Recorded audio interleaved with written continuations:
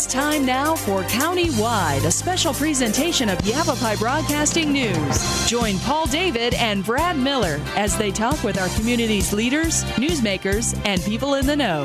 You'll hear about the hot topics that affect all our lives here in Yavapai County. And now, here's today's County-Wide. Well, good day, everybody, and welcome to the program. It is County-Wide. Brad Miller with you. Happy to welcome into studio today a couple of new guests we've not visited with before. From Neighbor to Neighbor, Arlene Alen is the CEO and Executive Director, and we say good day to you. Thank you. Good morning. Good to have you here, and riding shotgun with you this morning to the Verde Valley from the Quad Cities area, Susan Go. Susan is President, Board of Directors President. Hello to you. Thank you very much. Ladies, thanks for coming and visiting with us today. And I said, coming over the hill, Neighbor to Neighbor serves largely the Quad Cities area. Correct. Is that right? Correct. We have clients from Prescott Valley through Cordes Lakes, but we take them to locations throughout the Quad Cities. I'm going to ask you a simple question up front. If no one's heard of Neighbor to Neighbor, or if those listening, anybody hasn't, tell me what you are, what you do. And a really good question, because so many people haven't heard of us, and we've been around for almost 17 years. Best kept secret in the Quad Cities. Neighbor to Neighbor provides critical transportation and essential services to seniors, the disabled, the disadvantaged, and the homebound. And the mission of the organization, when it originated and still remains today, was to be able to help them maintain dignity and quality of life and stay in their homes and in their communities. And all volunteer-based services. So we take them to chemotherapy, to doctor's appointments, to hospitals, to the market, to all of those things that they can't do. A lot of times I know that idea of that independence, staying in your home, is critical as a senior issue. It's I think at the top of many lists when older folks are polled on what's important. Absolutely.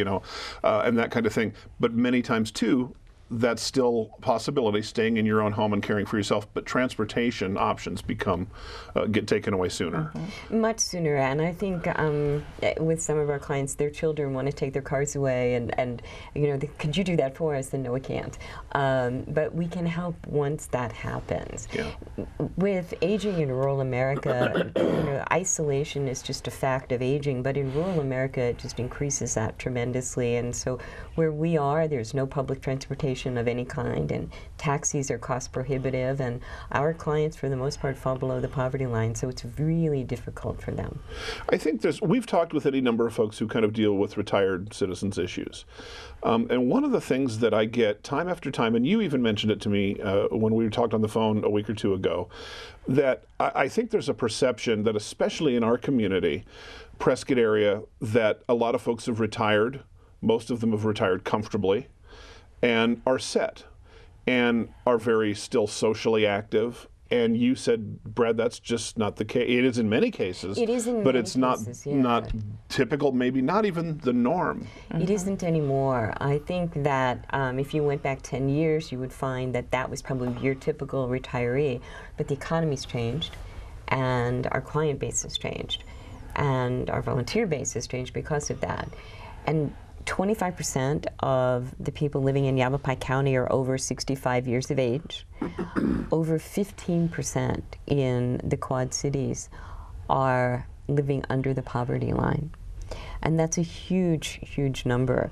The retirees that felt like they were good to go for life, their assets have changed. Their stocks are not worth what they were. Their homes are not worth what they were. And so they don't have that discretionary income. Many of them are moving back to be with their kids who moved away to have lives of their own. So they're leaving the area. We have others who were volunteers that are falling to the point now below the poverty line where they need assistance. Government funding for our organization was cut. Government funding for the programs that support these people were cut. Many of them can't get access anymore. Medicare doesn't cover all of their needs. They can't make their co-pays. I mean, there's just a host of challenges, and there's no transportation, and that's the biggest challenge. Vouchers have gone away. So. Yeah, they were able to get vouchers through NACOG for transportation, and that system is out of funds, and that is now gone as well. So they're really trapped. Yeah. We talk on this program and others that we have in our family here with nonprofit organizations, and there's nobody that said, oh my gosh, volunteerism is up, our financial resources, our donations are skyrocketing. Nobody says that. Nobody has in a long time. Well, nobody ever says that, but you know what I mean. I'd love to say that. We would love to be able to say that. Susan, we exaggerate to kind of make a point, but Absolutely. it's tough all over, but neighbor to neighbor certainly is feeling that too. We definitely are. Because the population has been pretty stable in our area. As we know, it stopped growing, and so our volunteer base kind of stayed flat. Sure. And now some of our volunteers are now kind of aging, and they're not able to provide the services that they were able to help us with before, and people are having to work longer, and so a younger retiree is not necessarily so prevalent out there that says, I wonder what I can do with my time. So we have such a small volunteer base compared to what, like Arlene said, what our client base is. Yeah.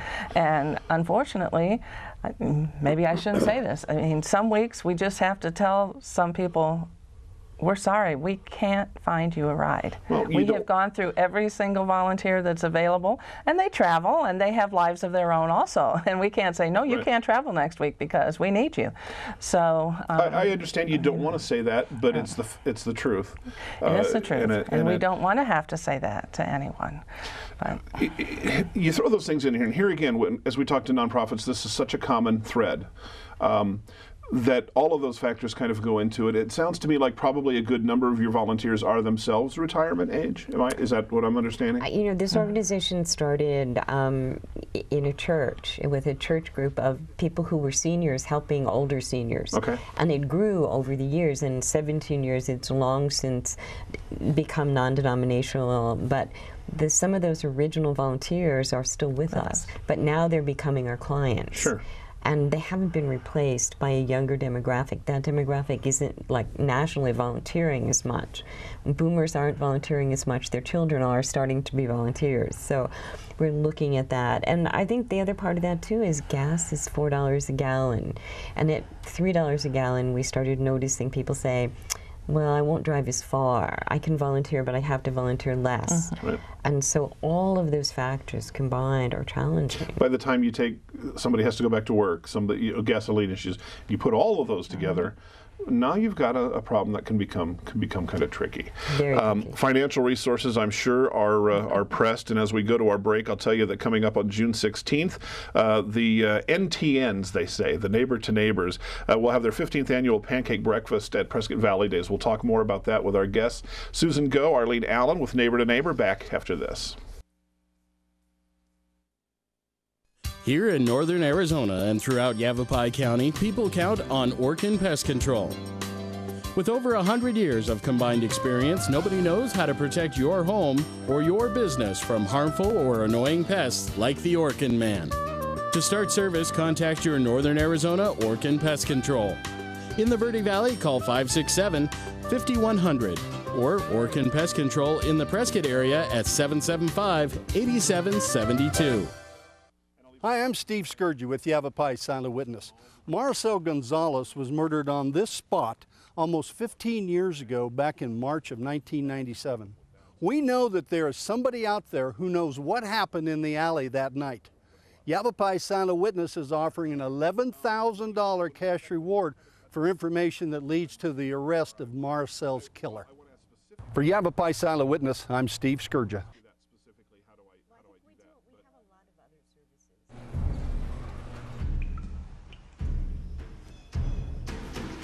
The pain will not control us. It will never break us, define us, or keep us still. Because arthritis can't beat us if we beat it first. In the fight against arthritis, you need a weapon. What's yours? Visit the Arthritis Foundation at fightarthritispain.org.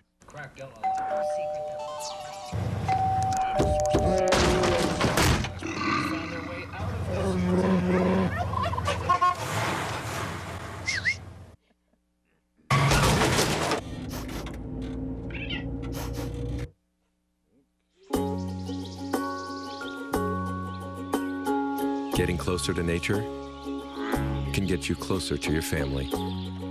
Go to discovertheforest.org.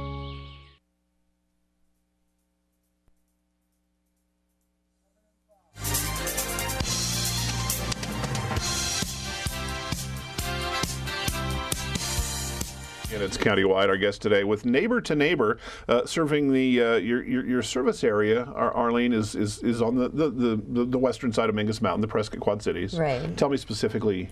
Our client base lives from Prescott Valley through Cordes Lake, so our volunteers serve all of that area. We drive those people and take them to locations for Chino and Prescott through all the Quad Cities. Okay, so a pretty good coverage area. Very Wherever large a doctor coverage is. area. For what you do. Yeah. Well, there you go. Okay. I'm sorry I started to reintroduce our guests, Arlene, Alen, Susan Go with Neighbor to Neighbor. Again, coming up on June 16th, the 15th annual Pancake Breakfast. This will be at Prescott Valley Days. This is going to be real interesting and a lot of fun. It sure sounds like you've set up a real fun atmosphere to raise funds for Neighbor to Neighbor and help keep this very vital 17-year-old program continuing for senior citizens in the Quad Cities area. Toward the end of the show, when we wrap up, we'll talk much more about this event, how you can become involved. But I want to kind of touch on, before we do that, that's one event. When it's over, you're still going to need resources and you're still going to need things. Constantly. But let's talk about the services. So when people think, well, could I volunteer? We mentioned transportation, but you do more. How else might volunteers fit into what you do? We do a great deal more. Transportation is a key component, and many of our clients, some of whom are not seniors but just disabled, need that transportation component. We do PRUs, which are personal response units, very much like the life alert system with a pendant that you wear around your neck, but without a contract, without a huge fee. It's a minimal setup cost, a very minimal setup cost. It's a few dollars, and after that we take care of it. And we're loaning you that system for as long as you need it, so you can stay in your home. You don't have to be fearful of falling and not getting up. But our volunteers have to go out, and we train them to set those up and program them and take care of them. And our clients, many of them can't keep their batteries changed, and we have to go do that for them. So it's an ongoing process with that. Sure. We also do shopping. We take them to the market. We take them to the drugstore, to the bank, to the post office. But we shop with them and we help them, or we shop for them. We have people that'll take your shopping list and go to the market and bring you groceries and put them away. And some of our clients really need that. We do personal business. We'll have people go to their house and help them pay their bills. We will have people help give respite relief, take care of them while their main caregiver gets some well-needed time off. We will make phone calls to them, friendly phone calls once a week to check up and make sure they're okay, to give them someone to talk to. And we have people that go out to their homes and sit with them and talk to them or take them for an outing. So all of those things are volunteers. And then we have people who have to answer the phones in the office. And while we have people who do that, we always need volunteers to help us with that and help us with events, help us with fundraising, serve on committees. So the need for what we do is huge, the client base much bigger than we can need, and the need for volunteers to help us is enormous. Just as you described, the roster of services. One of the things I want to kind of touch on that you mentioned there is kind of that social outreach aspect, because arguably everything you do is a social outreach to this. Some years ago, quite a few years ago, I'll never forget it, I was talking to a young lady with a Meals on Wheels program here in the Verde Valley. And, you know, I was all about the cooking and the food and all of this and all of that kind of stuff. And she said, Brad, the meals are the meals. We go so we can take a look around the apartment, see how things are going. And it hit me like a wave. And I got that same sensation as you were talking about these kinds of things, that it's just that, Susan, that touch. That communication that's really at the heart of the whole shooting match. Absolutely. And another thing that we need volunteers to help us with is when people call into our office and say they think that they might need our services, whatever, we do send a volunteer to their home to sit down and talk with them. And again, they're trained so that they can look around and just assess. I want to make the right impression. And that's not our job. We are not part of an agency that does any of that. We're not medical or anything, but you can just take a look around, make sure there's not a lot of throw rugs and extension cords and everything just laying around to trip over and that kind of thing. So we do start right from the beginning. No matter what services they think that they would like to have us provide, we send someone out to the home and talk to them. But all of our services, like you say, involve the personal touch, whatever they need. And Arlene mentioned before, and you talked about how important it is for people to be able to stay in their homes if they want to. With our clients, a lot of them have no other choice. Yeah. It's not like they have a huge amount of savings that they've been waiting to be able to put into a fancy retirement community. Those places are wonderful if you can do that. But most of our clients don't have that option. They have to stay in their homes. And it occurs to me here again that to too many of us, I think that are still young and healthy and out there doing it and aren't thinking necessarily about this. Just kind of assume that there is that safety blanket for everybody. Many have it. Terrific, good for you, but some just don't. And it's assumed that a lot of people have adult children that can help them. That's not always true. Or if they do, they're not around here. They figure people have friends. They might, but they're not always available to take them whenever they need to go. Even some of our clients who actually do have an adult child either living with them or close by, they just can't rely on their kids all of the time for whatever reason, and that's not our judgment to make. You know? Sometimes we hear stories and we say, "Oh my goodness!" But the reality becomes they need the kind of assistance neighbor to neighbor provides. Exactly. There's. I wonder, as we talk, I keep getting this image of myself that your clients, many of them are living alone in their own homes, and I know that that's probably not the case, though maybe it happens a lot. Say a lady has lost her spouse, but sometimes you'll have, say, a husband and wife or more than one that both need your service. Is that right? So we get referrals from hospice and from other home care agencies because they have clients, maybe one of the husband, say, has hospice care, but the wife, who is not in really good health herself, is his caregiver most of the time, and she needs help herself, but she doesn't qualify for the hospice or the home health care specifically, so they will refer them to us. So there are people, there's two in the household, but they both pretty much need our services. So. Sure, and it makes sense. It makes absolute sense.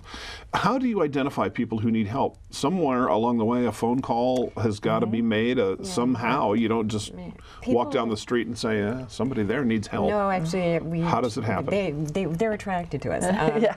People hear about us in the community, but more importantly, we get referrals from caseworkers. We get referrals from other social service agencies. We get referrals from houses of worship of all denominations. We get referrals from friends in the community or from business people. So most of our clients come to us from referrals. Gotcha.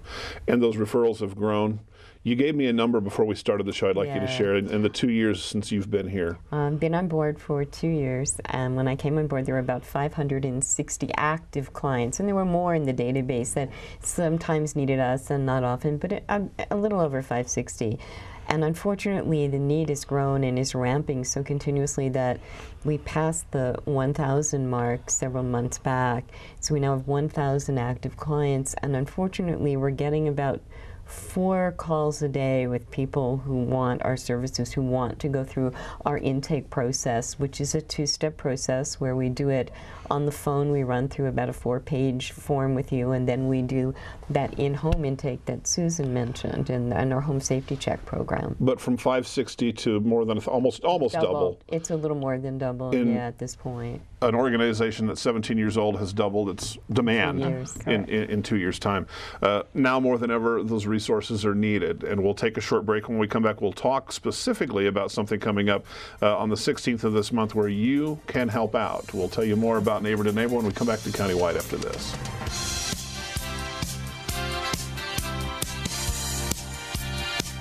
Here in northern Arizona and throughout Yavapai County, people count on Orkin Pest Control.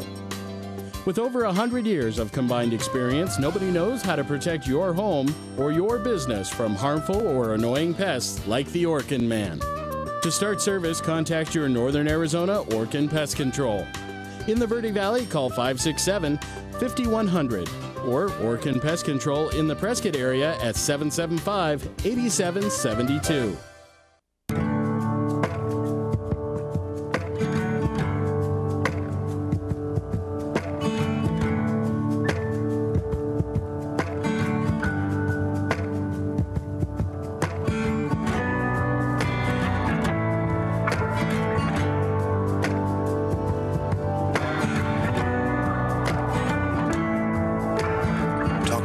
About the dangers of prescription drug abuse. The partnership at drugfree.org.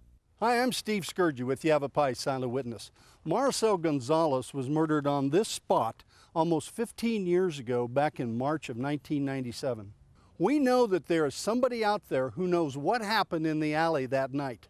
Yavapai Silent Witness is offering an $11,000 cash reward for information that leads to the arrest of Maricel's killer. For Yavapai Silent Witness, I'm Steve Scourge.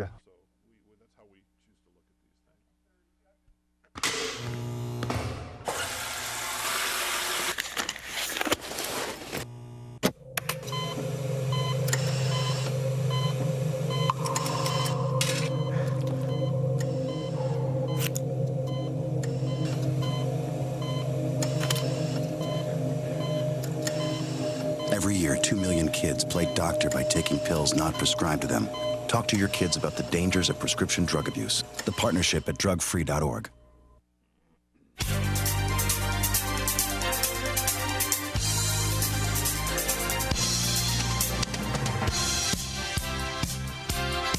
Welcome back to the program. Again, our guest today, Arlene, Alen, Susan Go, Neighbor to Neighbor. They need help. A lot of the nonprofits, all the nonprofits do.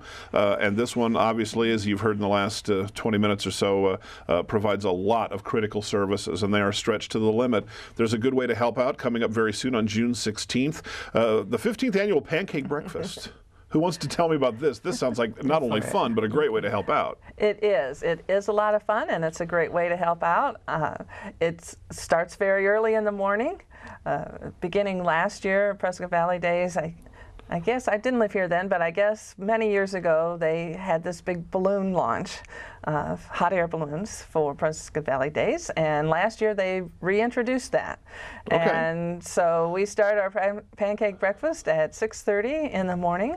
Our host restaurant is the Fireside Grill. It'll be there. It will be there. Okay. And the people, the wonderful cooks from Fireside, make the pancakes. You don't have to worry that I'm cooking. But we do need help with, we need volunteers to help us with the serving and with crowd control and ticket taking and all that. And so if anyone out there would like to serve pancakes for Prescott Valley Days, we'd just love to have you call our office and do that. And we'd also love to sell you and your friends tickets. So you can go to the website or call the office. The number is 775-6145. That's correct. The website, it's been on our screen, but for our radio listeners, ntnaz.org, so find out more about it that way. Mm-hmm. And come out. It'll be a fun day. It will be. There's a minor cost. Breakfast $7 for adults. Kids are $4, and that kind of thing. But that money is going to go to Neighbor to Neighbor. Absolutely. All of it goes to Neighbor. Fireside Grill is donating all of their services and food. Well, we appreciate their effort, but mostly, ladies, we appreciate your effort and those of your volunteers that make it happen, and you need more. Don't hesitate. There are plenty of ways in our communities for everybody to get involved and become even more important. Arlene, Alen, Susan Go, Neighbor to Neighbor, we thank you very much. Thank you so much for having us. Thank you. It's countywide. We'll see you next time.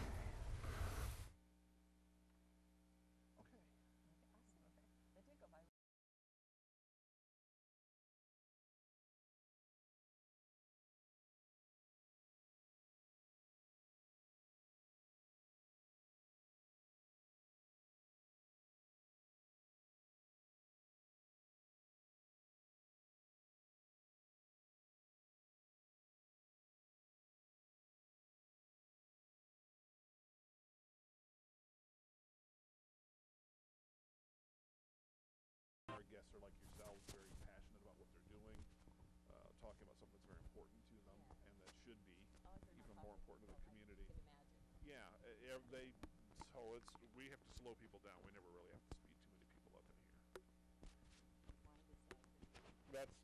That's exactly how we say it too.